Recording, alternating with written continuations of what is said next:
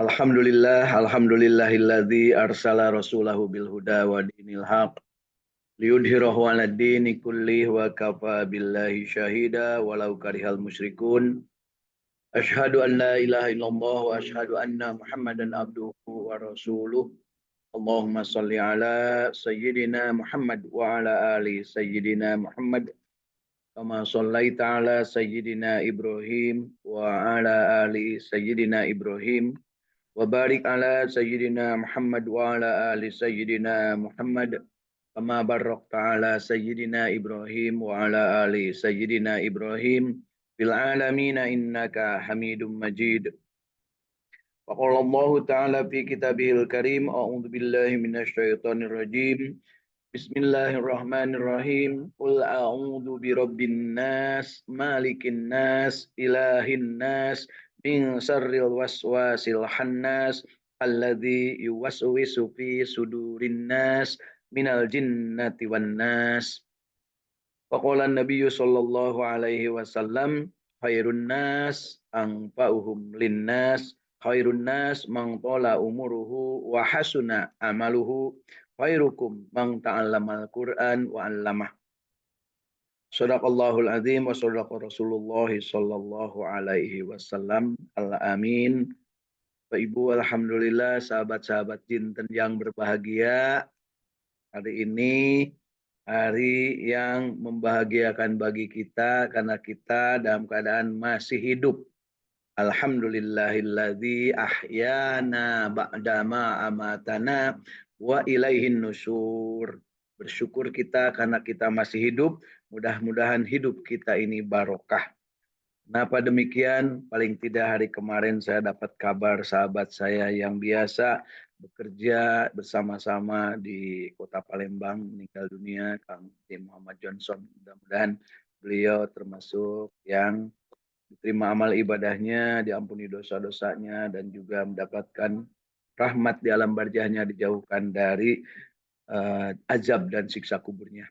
Juga bagi sahabat-sahabat yang lain yang sudah meninggal dunia, saudara-saudara kita, dan orang-orang yang kita cintai, muslimin muslimah. Allahumma gfir lahum warhamhum wa'afihim wa'fu anhum wa akrim nujulahum wa wasi' madholahum birahmatika ya arhamar rahimin. Ya, kita juga bersyukur ada yang masih memiliki orang tua. Mudah-mudahan orang tua kita yang masih hidup diberikan oleh Allah Subhanahu wa taala kesejahteraan dan kasih sayang sebagaimana mereka menyayangi kita selagi kita masih kecil. Allahumma gfirli wali walidayya warhamhuma kama rabbayani shaghira. Dan kita juga bersyukur dikaruniai putra keturunan dan anak cucu yang mudah-mudahan soleh-solehah dan menjadi orang-orang yang muttaqin. Allahumma ya Allah ya Rabbana hablana min ajwajina wa dzurriyyatina qurrata a'yun waj'alna lil muttaqina imama. Kita juga berdoa, kita khususkan doa kita untuk sahabat-sahabat kita dan saudara-saudara yang saat ini sedang dalam keadaan mendapatkan cobaan untuk mendapatkan ujian sakit. Mudah-mudahan penyakitnya segera diberikan kesembuhan, baik sakit yang berupa jasmani atau sakit yang berupa sakit ruhaniah. Sahabat saya dari Alhamdulillah Kang Agus ya di Bogor ini mudah-mudahan segera diberikan kesembuhan sempurna yang tidak menimbulkan penyakit berikutnya. Juga Kang Tias di Singaparna, Teh Elis di Tasikmalaya, dan kemarin Nin Epi ya sahabat saya juga di Tasikmalaya yang saat ini sedang berupaya maksimal untuk mencari solusi penyembuhan, dan mudah-mudahan itu merupakan bagian dari ikhtiar. Juga Teh Nita istrinya Kang Epi ya, mudah-mudahan yang sedang dirawat di rumah sakit diberikan kesembuhan. Allahumma adhibil ba'sa rabban nas isfi wa antas safi la syafi'a illa syifa'uka syifa'an la yughadiru saqama. Tidak ada penyembuhan kecuali dari Allah Subhanahu wa taala, dan kita bermohon kesembuhan sempurna yang tidak menimbulkan penyakit berikutnya. Juga kita berharap bagi sahabat-sahabat kita dan termasuk diri kita, mudah-mudahan pada saatnya dipanggil Allah Subhanahu wa taala dengan panggilan meninggal dunia, kita dipanggil dalam keadaan penuh dengan kenikmatan, meninggal dunia dengan nikmat, yang dipanggil dengan panggilan indah, kematiannya oleh Allah Subhanahu wa taala dengan panggilan qalbu yang tenang, ya ayyatuhan nafsul mutmainnah irji'i ila rabbiki radiyatan mardiyah wadkhuli fi ibadi wadkhuli jannati ya Allah biha ya Allah bihusnil khatimah. Ya, kita berharap negeri kita tercinta diberikan oleh Allah Subhanahu wa taala, negeri yang baldatun thayyibatun wa rabbun ghafur, negeri yang dihuni oleh penghuni-penghuninya yaitu para penduduknya yang senantiasa sabar, senantiasa tawakal, senantiasa berupaya maksimal, berkiprah maksimal untuk mendapatkan hasil terbaik untuk membangun kesejahteraan bersama. Dan juga negeri yang dipimpin oleh para pemimpin-pemimpin yang adil dan amanah, pemimpin-pemimpin yang senantiasa memegang amanahnya untuk mendapatkan kesempatan memperoleh pahala dari Allah Subhanahu wa taala dan mengelola kehidupan masyarakatnya menjadi masyarakat yang adil dan makmur. Tentunya kita juga berdoa kepada Allah, berharap para pemimpin-pemimpin yang zalim, pemimpin-pemimpin yang tidak adil, pemimpin-pemimpin yang khianat, pemimpin-pemimpin yang mencederai amanah dari rakyatnya, mudah-mudahan Allah segera berikan balasan yang setimpal, karena Allah lah segala memberi segala balasan. Meskipun rakyatnya tidak mampu berbuat, insya Allah Allah lah yang akan membalasnya. Dan mudah-mudahan digantikan dengan sesegera mungkin oleh para pemimpin-pemimpin yang adil dan amanah. Insya Allah. Amin ya Allah ya Rabbal Alamin. Dan kita juga berharap diri-diri kita ini dipilih oleh Allah Subhanahu wa taala untuk tetap menjadi abdinya Allah. Menjadi orang-orang yang senantiasa tenang, tentram dalam kehidupannya, merasakan bahwa betapa Allah Maha Kaya, bahwa Allah Maha Memberi, bahwa Allah Maha Ghafur, Maha Rahim, dan Allah Maha menguasai segala sesuatunya. Dan Allah memberikan kewajiban tugas kepada kita yang sesuai dengan kadar kemampuan masing-masing. La yukallifullahu nafsan illa wus'aha. Tidak ada beban dari Allah kecuali Allah berikan bekalnya untuk kita lakukan. Tidak ada kewajiban atau tugas dari Allah, melainkan Allah pasti memberikan kemampuannya. Tak mungkin Allah itu salah. Dan juga insya Allah bagi yang sedang berusaha mencari rezeki, mudah-mudahan rezekinya halalan thayyiban. Dan jangan lupa, rezeki itu sudah ditakar oleh Allah Subhanahu wa taala, sudah dipastikan. Kita berikhtiar bukan mencari rezeki, tapi kita berikhtiar beribadah kepada Allah dengan cara bersyukur ketika mendapatkan nikmat, bersabar ketika mendapatkan ujian dan cobaan, mendapatkan kesulitan dan derita, serta kita senantiasa sesegera mungkin bertobat kepada Allah Subhanahu wa taala bila kita merasa berada di jalan yang salah, dan kita tentunya ikhlas menghambakan diri kepada Allah Subhanahu wa taala. Kita juga berharap dijadikan ahli silaturahim yang pandai menjalin silaturahim dengan siapapun, kapanpun, dimanapun, dalam keadaan apapun.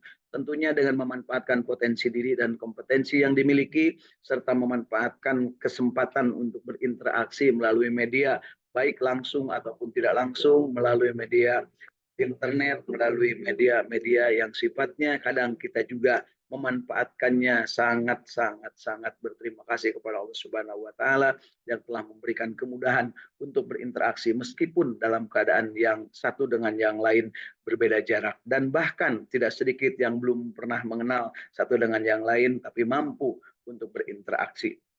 Demikian juga sahabat-sahabat sekalian, mudah-mudahan kita dari silaturahim ini mendapatkan ilmu yang bermanfaat. Dari silaturahim ini mendapatkan rezeki yang halalan, thayyiban, yang mubarak, yang penuh keberkahan. Mendapatkan kesempatan untuk terus-terusan memacu diri untuk makin hidup ini makin bermanfaat, makin bernilai, makin punya kualitas, dan ibadah-ibadah kita makin hari makin baik, makin soleh. Mudah-mudahan kita juga diberikan kesempatan untuk berumur panjang dan juga dalam keadaan sehat walafiat. Diberikan kesempatan untuk senantiasa cinta Al-Quran, senantiasa belajar, mempelajari Al-Quran, karena sebaik-baik manusia, kata Rasul, adalah orang yang paling banyak manfaatnya, dan orang paling banyak manfaat berarti dia harus panjang umur, dia harus sehat, dia harus dalam keadaan yang penuh dengan kesyukuran terhadap berbagai hal, dan dia harus mengoptimalkan dirinya sehingga dia beramal soleh, bermanfaat bagi sesama. Dan pada saatnya ketika kita ingin bermanfaat bagi sesama, ingin panjang umur, ingin sehat, ingin soleh, maka Allah berikan petunjuknya berupa Al-Quran. Hudal linnas wa bayyinatin minal huda wal furqan. Dan pada saat yang sama Rasulullah mengatakan, khairukum man ta'allamal Qur'an wa 'allamah. Sebaik-baik kalian adalah yang belajar Al-Qur'an dan mengajarkannya. Belajar tentunya harus melalui bingkai-bingkai syariat, bingkai-bingkai akidah yang benar, dan ketika kita belajar maka tahapannya harus dilalui. Paling tidak kita mengenal 5 hal. Yang pertama kita harus membaca huruf demi huruf, kalimat demi kalimat, rangkaikan surat demi surat, ayat demi ayat, dan insya Allah pada saatnya kita akan menamatkan dari Al-Quran itu sendiri dengan cara kita membacanya. Tapi tidak cukup hanya membaca, kita juga dianjurkan untuk memahami dengan benar supaya mendapatkan ilmu yang benar dan keyakinan yang benar, dan itu membutuhkan orang lain, membutuhkan bantuan, membutuhkan sarana, membutuhkan metode, dan membutuhkan kitab-kitab. Insya Allah kita dimudahkan saat ini dengan membaca terjemah dan tafsir dan dari berbagai hal yang sampai kepada diri kita. Ada yang melalui ceramah para ulama, melalui buku-buku bacaan, ada yang melalui pendengaran kita, mendengar dari berbagai kesempatan, ada juga yang menyengaja belajar. Ada yang melalui pesantren ataupun mungkin hari demi hari belajar untuk mengikuti secara tertib apa yang menjadi bagian dari kehidupan kita. Mudah-mudahan juga kita termasuk orang yang dipilih oleh Allah Subhanahu wa taala untuk setelahnya kita membaca, memahami, kemudian kita diberi kemampuan untuk mengamalkan dari Al-Qur'an. Karena kita baca, kita punya ilmu untuk memahami, dan kita memahaminya tanpa diamalkan tidak akan punya arti.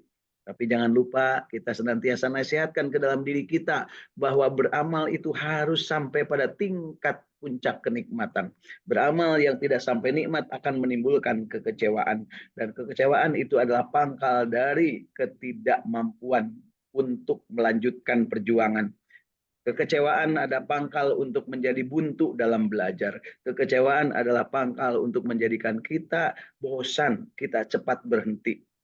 Dan juga akibat kekecewaan atau ketidaknikmatan, maka kita dengan mudah melupakan ilmu tersebut.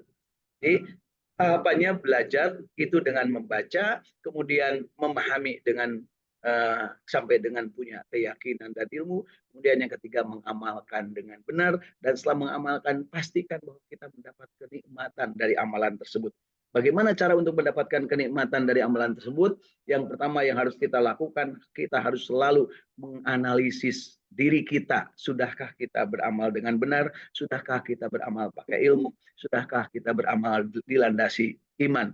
Iman, ilmu, dan amal harus terintegrasi dalam satu keadaan, harus berpadu sehingga akan dicapai kenikmatan, dan pada saat dicapai kenikmatan dengan mudah kita akan meluncur dari bibir kita mengucapkan rasa syukur alhamdulillahirabbil alamin kepada Allah Subhanahu wa taala, mengucapkan ketakjuban masya Allah melihat sesuatu, atau mensyukuri apa yang menjadi takdir Allah subhanallah. Dan pada saatnya kita juga bisa jadi berbuat salah, mengucapkan astagfirullahaladzim, kemudian kita juga mengucapkan kalimat terakhir ketika kita mendengar ada musibah dengan mengucapkan inna lillahi wa inna ilaihi rajiun. Tentunya di dalamnya bervariasi, satu dengan yang lain bisa berturutan ataupun bisa acak terjadi. Subhanallah walhamdulillah wala ilaha illallah wallahu akbar wala haula wala quwata illa billahil aliyil azim. Ikuti dengan astagfirullah, ikuti dengan subhanallah, ikuti dengan masya Allah,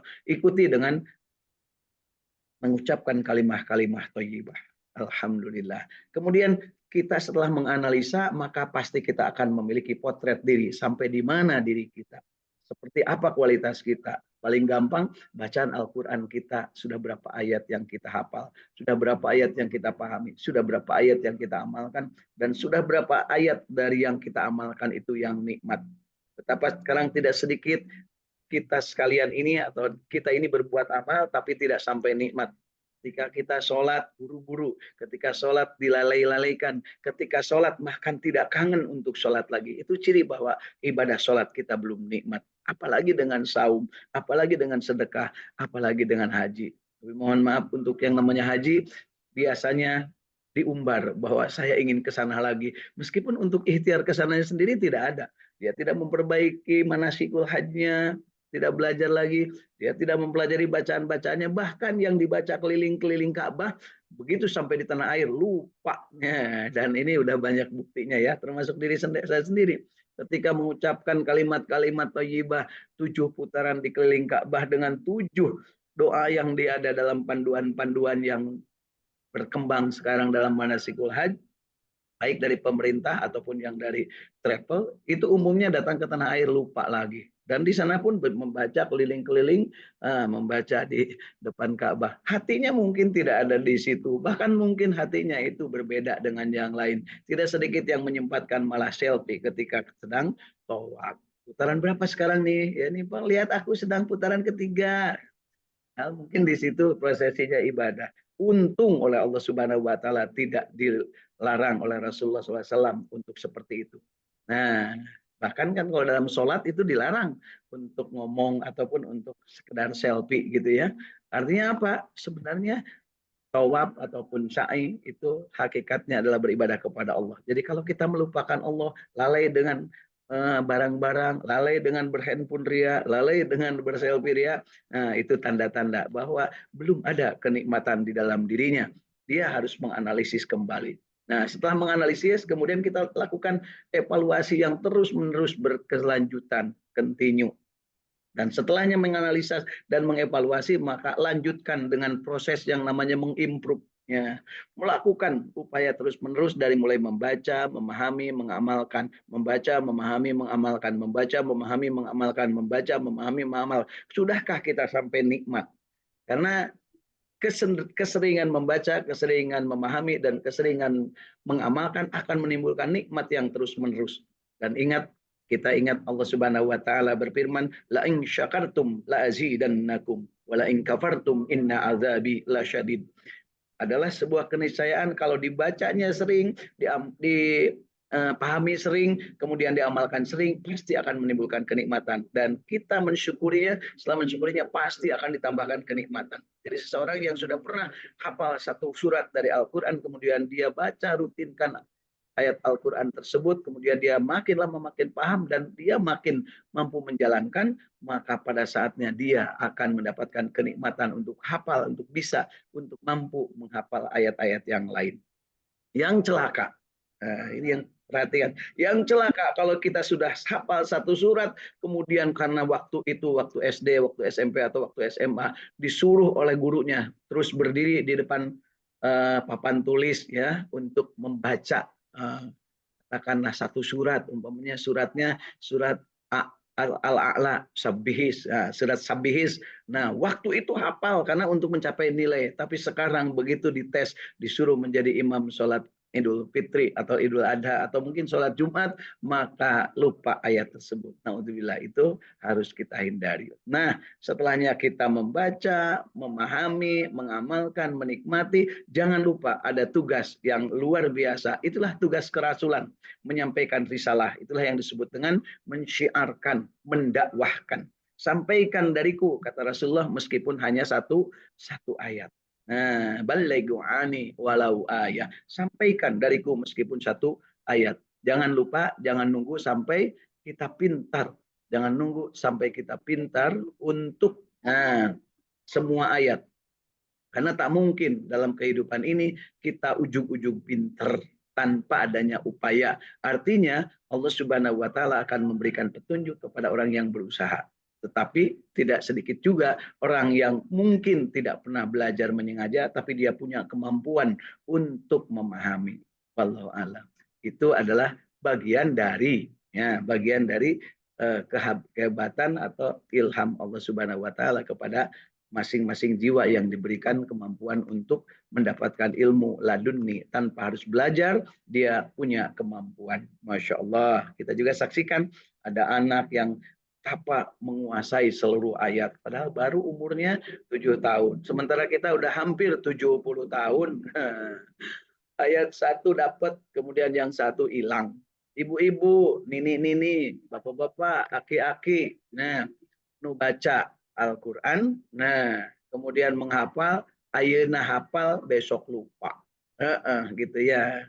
Nah, sama juga dengan ketika kita hidup ini, jangan lupa setelahnya kita hafal, maka segera sampaikan kepada orang lain untuk mendapatkan efek dari kebaikan kita. Kita mengajarkan kepada orang lain, maka kita akan mendapatkan kesempatan untuk mendapat pelajaran langsung dari Allah Subhanahu wa taala. Nah, demikian skenario kita belajar mulai dari membaca, memahami, mengamalkan, menikmati dan kemudian menyebarluaskan atau mendakwahkan. Mendakwahkan sekali lagi bukan bentuknya ceramah saja, mendakwahkan bukan bentuknya harus khotib atau khotbah saja, mendakwahkan termasuk berbuat karena berbuat adalah salah satu upaya kita untuk memberikan informasi kepada orang lain tentang bagaimana indahnya sebuah amalan. Nah, keislaman kita tentunya kita sempurnakan dengan menambah perbendaharaan bacaan Al-Quran. Hari ini kita sudah baca tadi di awal surat An-Nas. Ya, kita ulangi sekali lagi. A'udzubillahi minasyaitonirrajim. Bismillahirrahmanirrahim. Qul a'udzu birabbin nas, malikin nas, ilahin nas, min syarril waswasil khannas, alladzi yuwaswisu fi sudurin nas minal jinnati wan nas. Shadaqallahu. Nah, hari ini saya ingin membahas satu topik atau satu judul dari sebuah kajian tentang materi tarbiyatul Islam, materi belajar Islam, memahami Islam atau memahami apa yang ada dalam firman Allah Subhanahu wa taala dari surat An-Nas tersebut, yaitu judulnya ciri-ciri golongan setan. Ya, ciri-ciri golongan setan. Nah, dengan membaca ini saya berharap saya bisa memahami ciri-ciri golongan setan itu seperti apa. Kita tidak usah kenal dengan setan, karena setan selalu akan mencari kesempatan untuk kenal kita. Jadi ciri-cirinya saja kita kenali. Seperti apa golongan-golongan setan tersebut. Yang dimaksud di sini adalah golongan setan adalah manusia. Ya. Jadi golongan setan itu manusia. Kalau setan kan bukan golongan setan, karena memang dia sudah jadi setan. Yang jadi masalah adalah banyak manusia yang menjadi golongan setan. Minal jinnati wan nas yuwaswisu fi syudurin nas. Itu sangat jelas bahwa yang waswis ke dalam sudur, ke dalam kolbu manusia ini adalah ke dalam hati manusia adalah minal jinnati wan nas, dari golongan jin dan manusia. Nah, dari golongan jin, ada jin yang kesetanan. Dari golongan manusia ada manusia yang kesetanan. Nah, mudah-mudahan kita tidak termasuk nih dari ciri-ciri yang termasuk dalam golongan setan. Nah, mari kita lihat ciri-ciri manusia yang ada golongan yang termasuk golongan setan. Yang pertama adalah dia dikuasai oleh setan. Dia dikuasai oleh setan. Kalau sudah dikuasai, ya pasti dia mengabdi kepada setan. Nah, ini apakah kita termasuk? Na'udzubillah, mudah-mudahan tidak ya. Kemudian yang kedua, membuat manusia itu lupa kepada Allah. Ingat tadi, baik jin atau manusia. Kalau setan sendiri udah jelas pekerjaannya melupakan manusia atau membuat manusia jauh dari Allah. Itu jelas-jelas setan pekerjaannya. Tetapi setan mencari juru kampanye. Nah, ini tim sukses. Jadi jangan lupa ya, setan itu punya juru kampanye dan setan punya tim sukses. Bahkan setan itu ada ketua juru kampanyenya, ada ketua tim sukses setan. Tapi bukan setan, karena setan udah jelas-jelas dia setan. Ini mah yang diambil, yang direkrut oleh setan sebagai juru kampanye, sebagai tim sukses adalah jin dan jin nanti wanas. Nah,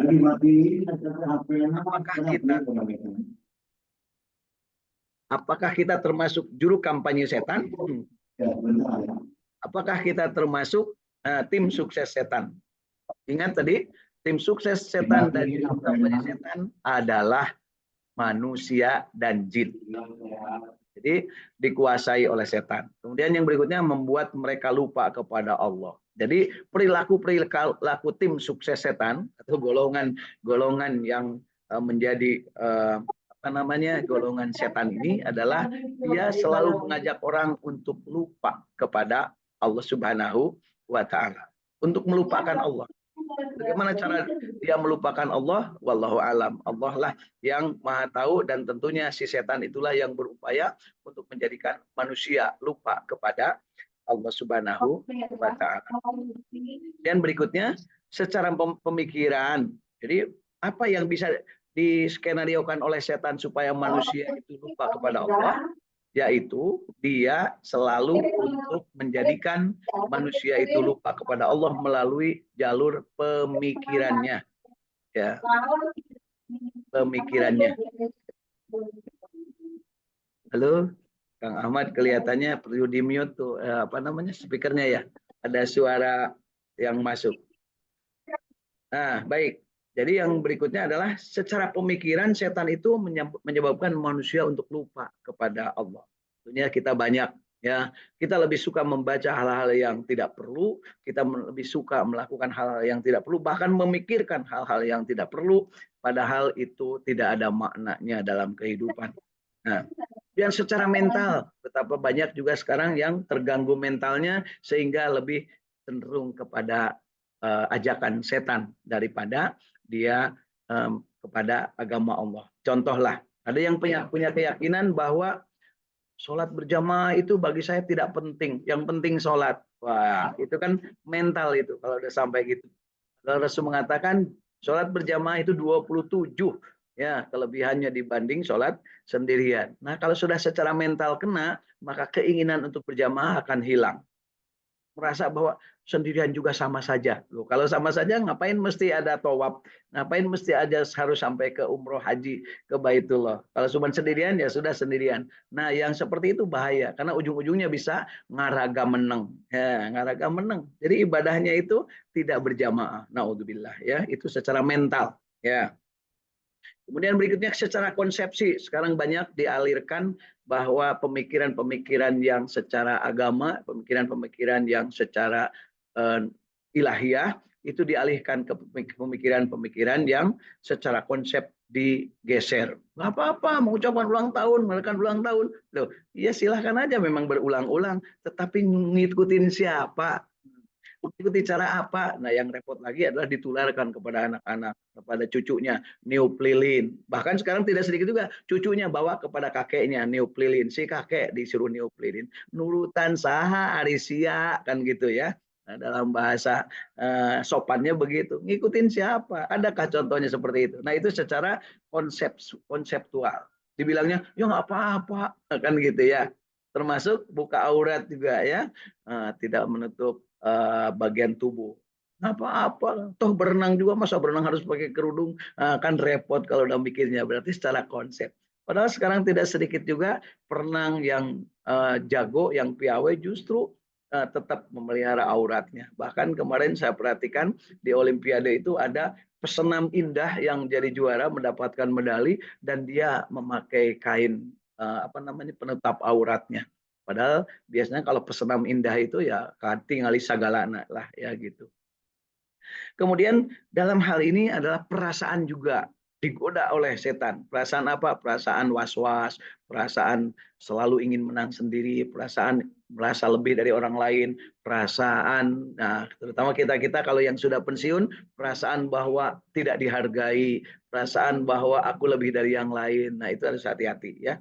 Nah, bagi perempuan merasa gelis, tinu sejen, bagi laki-laki merasa lebih ganteng, padahal gantengnya itu gangguan telinga ya. Kemudian berikutnya adalah secara aktivitas. Aktivitas banyak sekarang yang dialihkan. Di waktu maghrib sampai dengan isya, orang sekarang lebih banyak untuk cenderung tidak berada di masjid dan tidak membaca Al-Quran. Bahkan mungkin dia melakukan perbuatan lain yang sebenarnya tidak ada manfaatnya dalam kehidupan. Nah, berikutnya kita juga harus paham bahwa orang yang terjebak dalam keadaan dan menjadi golongan setan itu dia adalah mengikuti langkah-langkah setan. Langkah setan itu seperti apa? Yaitu menimbulkan was-was, kemudian juga membuat lupa seseorang, kemudian memanjangkan angan-angan. Berharap, berharap, berharap tanpa dia berbuat. Kemudian membuat indah sesuatu yang sebenarnya adalah tidak indah.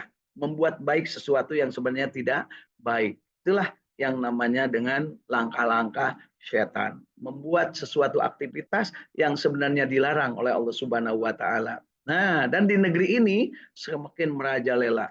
Orang makin bermain politik, mengkhianati orang, kalau perlu bagi-bagi sembako hanya untuk mendapatkan suara, ya, hanya untuk mendapatkan kesempatan untuk memimpin, hanya untuk dapat kesempatan untuk meraih jabatan. Setelah itu dia korupsi. Nah, begitulah kejadiannya. Dan itu bukan di tempat Firaun, bukan di tempat Namrud, tapi di negeri kita tercinta. Dan tidak sedikit sekarang ada yang berbuat jinah dibiarkan. Bahkan hari ini kita dengar juga bahwa disediakan alat kontrasepsi bagi yang ingin berzina, kalau bagi yang sudah tidak mampu menahan diri. Naudzubillah. Nah, ya. Kemudian berikutnya juga kita kenal yang namanya perjudian online. Sampai dengan anak-anak kecil pun mampu, bukan mampu, bisa melakukannya tanpa merasa dosa, tanpa ada merasa sesuatu yang menjadikan dirinya akan merugi dengan berjudi online. Bahkan tidak sedikit juga utang piutang. Nah, riba prakteknya di mana-mana. Dan itu menjadi sebuah kebiasaan, menjadi sebuah keadaan yang sudah tidak dianggap sebagai larangan agama lagi, merentenkan atau meminjam dengan cara-cara yang tidak sesuai dengan syariat. Nah, kemudian berikutnya adalah setan juga ini mengajak kepada manusia melalui jin dan manusia untuk menebar janji, janji-janji manis. Ya, sing penting gue kepilih, ya, kan gitu ya. Janji-janji dulu aja, nanti gampang direvisi, katanya kan gitu ya. Kemudian membuat tipu daya. Nah, tipu daya dengan cara apa? Melakukan upaya-upaya untuk mengelabui orang lain seolah-olah sesuatu itu indah, seolah-olah sesuatu itu banyak maknanya. Padahal dia akan terjerumus. Kemudian berikutnya adalah menghalangi dari jalan Allah. Menghalangi dari jalan Allah artinya apa? Ketika ada orang berbuat baik, bisa jadi kita menjadi penghambat. Bisa jadi kita tidak mendukungnya. Padahal itu jalan yang baik. Kemudian berikutnya adalah menimbulkan permusuhan. Nah, waswis ngomong sana kini berbeda-beda sehingga menimbulkan perseteruan atau percekcokan. Nah, sekarang kan dengan adanya media sosial yang demikian banyak, betapa gampang seseorang dihasut untuk memusuhi orang lain, kelompok orang lain ataupun golongan orang lain. Kemudian menyuruh berbuat keji dan mengatakan terhadap Allah apa yang tidak kamu ketahui. Nah, ini umpamanya berpraduga negatif kepada Allah. Ya Allah, kenapa aku ini begini? Ya Allah, kenapa aku sengsara orang lain bahagia? Ya Allah, kenapa aku tidak diterima pada orang lain diterima? Ya, itu menyalahkan kepada Allah. Jadi hati-hati kita kadang seperti itu ya. Menanam pohon gitu ya. Kemudian kita nanam tiba-tiba dimakan ulat, dimakan binatang ataupun mungkin menjadi rusak, maka kita berpraduga kepada Allah, ya Allah kenapa bisa jadi begini ya, padahal saya udah beribadah kepada Allah, udah. Nah, itulah berpraduga negatif kepada Allah. Kemudian juga setan itu berusaha untuk menyesatkan manusia dengan cara menyamarkan kebenaran. Jadi kebenaran itu samar sehingga kita seolah-olah tidak merasa dalam kebenaran. Nah, ataupun sebaliknya, dalam keadaan yang jahat, tidak baik, bahkan kita merasa berada dalam kebaikan. Na'udzubillah. Ini harus kita hindari, karena apa? Kita ini adalah sedang berusaha untuk menjadi manusia yang menjadi abdinya Allah. Jangan sampai disamarkan. Yang benar harus kelihatan benar, yang salah harus kelihatan salah, sehingga kita mampu untuk menjalankannya. Nah, kita juga sering mendengar doa yang diucapkan, Allahumma arinal haqqa haqqan warzuqna tiba'ah wa arinal batila batila warzuqna istinabah. Ya Allah, tunjukkanlah kebenaran itu jelas sebenarnya dan mampukan aku untuk melaksanakannya. Dan tunjukkan kesalahan itu jelas salahnya dan mampukan aku menghindarinya. Nah, itu doa itu bagus ya, silakan untuk diwiridkan. Allahumma arinal haqqa haqqan warzuqna tiba'ah wa arinal batila batila warzuqna istinabah. Jangan lupa juga rangkaikan dengan doa yang biasa diucapkan dalam tahajud kita. Allahumma rabbi adhilni mudhala syidkin wa akhrijni mukhraja syidkin waj'alni min ladunka sultanan nasira. Ya. Insyaallah mudah-mudahan ini termasuk bagian dari ikhtiar untuk kita tidak disamarkan kebenaran, tidak samar dalam melihat kebenaran dan kesalahan. Kemudian yang repot lagi mencampur adukan antara kebenaran dan kebatilan. Nah, ini yang banyak terjadi. Ini mohon maaf dari beberapa pengalaman. Ada orang yang judulnya silaturahim, tapi akhir-akhirnya terjadi perkolusian. Ujungnya terjadi perselingkuhan dari silaturahim. Apakah bungkusnya itu komunitas, apakah bungkusnya itu reuni, apakah bungkusnya itu ngadain acara-acara gebiar dan sebagainya. banyak hal yang seolah-olah di situ ada kebenaran, seolah-olah di situ ada kebaikan.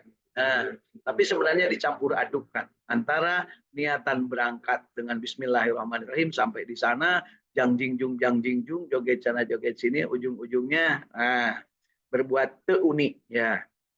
Kemudian berikutnya adalah korban dari penyesatan. Nah ini, naudzubillah. Sekarang banyak kampanye-kampanye untuk mencari murid, mencari golongan untuk menyesatkan orang lain.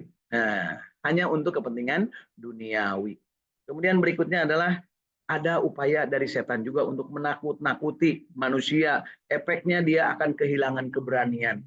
Tidak berani mengatakan yang benar. Padahal Rasul mengatakan Kul khairan aulia wasmut. Sampaikan, katakan kebenaran atau kamu diam. Tapi jangan lupa ada juga disebutkan bahwa sampaikan kebenaran meskipun pahit. Ya, kulil haq walau kana murra. Jadi antara katakan kebenaran atau kamu diam dengan katakan kebenaran meskipun pahit. Itu dua hal yang perlu kita biasakan dalam kehidupan.